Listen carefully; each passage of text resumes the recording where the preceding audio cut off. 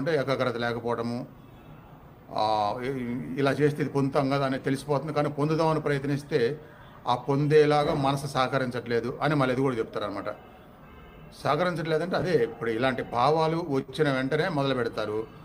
అలాంటి భావాలు లేనప్పుడు మనసు అలా లేదుగా. ఎంతో తిరిగింది, ఎన్నో కింద మీద పడి ఎన్నో ఆలోచించుకుంది, ఎన్నో ఊహల్లో ఉంటుంది, ఎన్నో జన్మల నుంచి అదే పనిగా ఉంటుంది ఆ మనసుకి. మరి ఒక్కసారిగా కుదరమంటే కుదరదు కదా.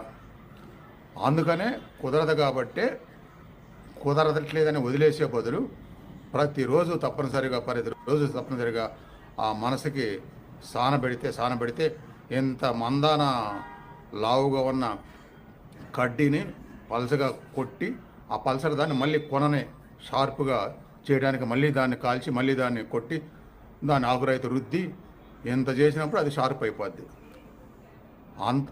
అదన్నా అంత వంగిద్ది కానీ